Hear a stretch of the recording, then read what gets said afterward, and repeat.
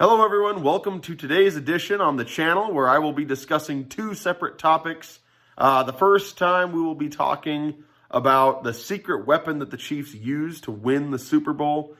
And the second, we will talk about Tom Brady and his possible destinations. So if you're interested in either one of those, maybe one, not the other, I will leave a breakdown of the video down below in the description so that you can jump around as you'd like to hear what you want to hear about and when it comes to these two things. So the first thing I'm going to talk about is the secret weapon the Chiefs used to win the Super Bowl. Now, we all know about Andy Reid and his incredible offensive mind. We all know about Pat Mahomes, Tyreek Hill, and Travis Kelce. Those are all givens in today's world. So we know about all of them, and obviously they were all instrumental for the Chiefs to win the Super Bowl. But the guy and the side of the ball that's not talked about often enough, I believe, is Steve Spagnuolo and that defense. Now, I think what happened was after the Chiefs lost to the Patriots in the AFC Championship last year, Andy Reid finally said, enough is enough. I can't win this way. I can't have to score 35, 40 points to win every single game we're going to win. And he finally said, to heck with it, I'm going to go get a defense. So he goes and he fires his defensive coordinator. He hires Spagnuolo, who, if you'll remember, coordinated that defense back in 2007 when the Giants upset the Patriots. Perhaps the greatest upset in NFL history, if not one of the greatest upsets in NFL history. So he goes and gets a championship coordinator with championship pedigree and a different scheme, takes a real chance in tearing apart the traditional Chiefs 3-4 defense that they had used for years. And he dumps their two overpaid outside linebackers, Justin Houston and Dee Ford. And in their place, Dee Ford goes off to San Francisco. Houston ends up in Indianapolis. In their place, he brings in Frank Clark from Seattle, possibly the best 4-3 defensive end in the game, to help transition into Spagnuolo's 4-3. They get rid of Eric Berry. And the last piece of the puzzle is they bring in Tyrann Mathieu into that defense, who ends up having an incredible season, a big bounce back year. And so that was where it all began. Andy Reid got sick of it. He goes out and hires Spagnuolo. Spagnuolo comes in, does his thing. Now, it didn't just click from the beginning. In the first, I believe it was the first 10 games of the year, they averaged giving up 23 points per game, over 23 points per game. And, I mean, the story was the same thing. Oh, same song, different verse. We got a new defensive coordinator, but we got the same results. And then against the Oakland Raiders and over the last 8 games, something clicked because they went from giving up 23 a game to giving up just 15.8 in that span. So a huge difference right there. And so things just clicked. And there was an injury to Alex Okafor, and that led to Terrell Suggs being brought in from Arizona. And imagine if you're Suggs. You go from playing for Arizona, who is one of the worst teams in the NFL, finishes last in the NFC West, which is a loaded division, but still, nonetheless, a losing team like that, you end up on the eventual Super Bowl champion. So that's just an example of how things can change for you in the NFL really quickly. So, but anyway, that's how things go there, and the Chiefs end up going on the run, but the unsung hero through all of this was the defense. In that Super Bowl game, Mahomes did not play well for 3.5 quarters. For 3.5 quarters, he did not play well. But it was the Chiefs' defense that kept the Niners from running away with the game. If that had been the Chiefs' defense of old, number one, they would have gotten carved up by Kyle Shanahan's run game. And number two is they would have let that game get out of hand. So the Chiefs' defense, I think, deserves a lot more credit than they're getting. And more specifically, Steve Spagnuolo deserves a huge, huge round of applause because in terms of offense, there was no difference between the 2018 Chiefs and the 2019 Chiefs. The difference was Steve Spagnuolo. He was the difference. So I think we all need to give more props to a guy who is very underappreciated and the unsung reason why the Chiefs won the Super Bowl, Steve Spagnuolo. Now, on to the second thing I want to talk about today. Tom Brady and his potential landing spots, where he's going to go. Now, I personally believe Tom Brady's not going to leave New England. I just don't think Robert Kraft's going to let it happen. I mean, the only way it would happen is if Tom Brady really wants out that bad, and I just don't know if he wants out that bad. but I can think of him leaving easily. Now, there's a couple reasons why. The first is that the Patriots are not built to win right now. And if you're Tom Brady, you need to win right now. He turns 43 in August. He can't sit around waiting for the Patriots to build a team. He doesn't have time to go and teach these rookies how to play in the NFL and get on the same page with them. He needs veteran receivers who know how to play in the NFL and are explosive and can win right now. That's what Tom Brady needs. And that's what the Patriots don't have right now. You could say that the Patriots are going to improve in the offseason. Tom Brady he'll get things done in the offseason, but I just don't see it. And the fact is the Patriots that Tom Brady wants to win a Super Bowl. He has maybe 2 years left. At the most 2. And I think maybe only 1 left operating at even a somewhat high level. So I think Brady could leave for that reason. The second, less important reason is because I think there is a rift there with Bill Belichick. I think Belichick wants to move on from Brady, but he knows that his hands are tied and ownership wants to keep him that bad. So I think there's a rift there, but I think it's the lesser of the 2 reasons. I think if Tom Brady were to leave, it's because he wants to win right now, and he doesn't believe the Patriots can do that. And with their lack of offensive skill players and no firepower at those spots, I can't blame him. Now, I think there are only 2 legitimate landing spots for Tom Brady. I don't think the Colts are.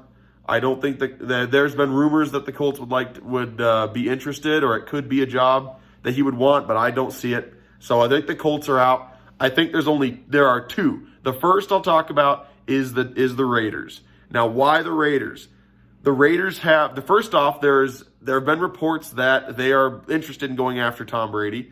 But the first reason, from a team standpoint, if I'm looking at this, the first reason why Tom Brady would like to go to the Raiders is because they have a great offensive line. All right, the Patriots offensive line coach just retired this offseason.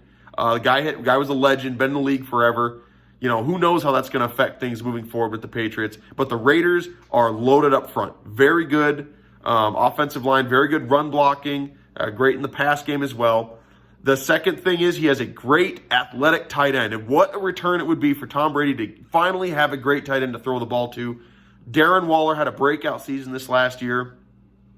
And I think that he would give Brady that thing he's been missing. Tom Brady also with the Raiders has a Julian Edelman coming up in Hunter Renfrow. Renfrow has that ability to knife apart a defense in the middle of the field.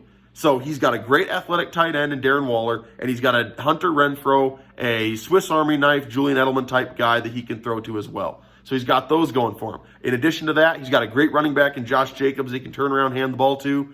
So there's all that. There's a lot going for him if he goes to the Raiders. Now, some of the weaknesses if he goes to the Raiders are not great in the secondary on defense. I'm not sure that defensively they are Super Bowl ready. They'll get Vontaze Burfict back at the linebacker level, and when he left, that really hurt them a lot at linebackers. So they'll get him back. That'll help. But the secondary's poor. They need to address that in the draft and the offseason. And on the defensive line, I'm not sold on the pass rush. We'll talk more about, I have a video coming out later, maybe next week, on a specific member of the Raiders defensive line. And I think that group is really going to be, right now it's a question mark. But I think the Raiders are not necessarily ready to win right now on defense. The other reason, the other con you could say that I see with him going to the Raiders is there's no number one. Now, I really think Mike Mayock and John Gruden will try to address this in the offseason. Last year, Antonio Brown pulling the madness that he did and just having the meltdown he did hurt the Raiders worse probably than even hurt himself because he was the missing link.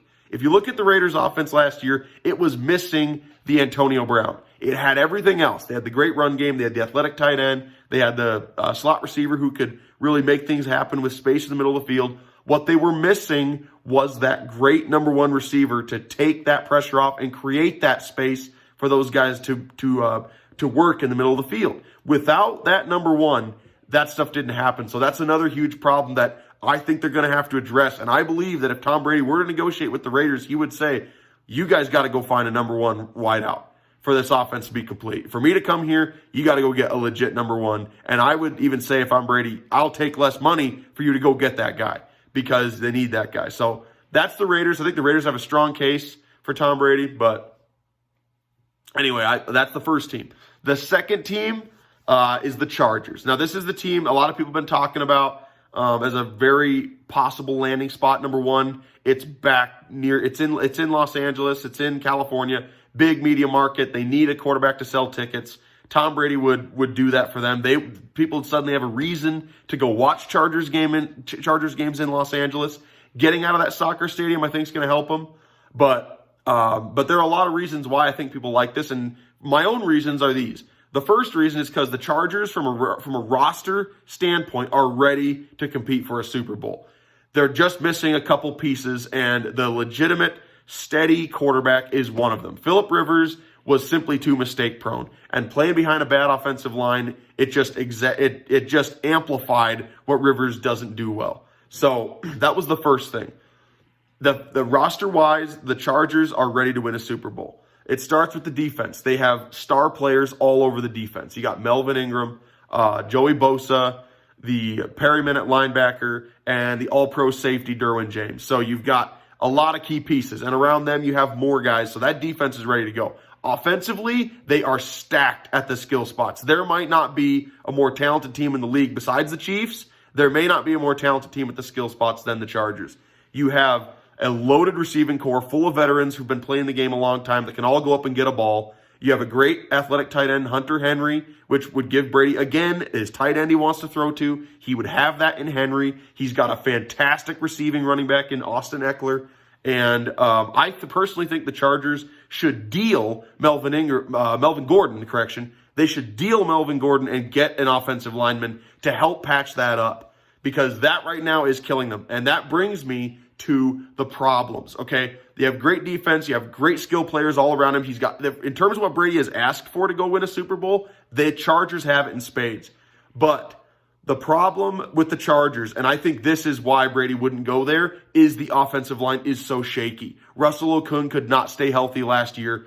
And Trey Pipkins, the third-round pick out of Sioux Falls, a local guy. I like him. I'll talk more about him later. But the fact is, he's just not complete enough to play left tackle in this league. And that offensive line was a problem for them all year. So I could easily see Brady saying no just because of how bad things are on that offensive line for the Chargers. So that is the biggest con they have. Outside of that, there really isn't much. If it came right down to it, let's say Brady was sitting on the fence. He can't really decide between the Raiders and the Chargers.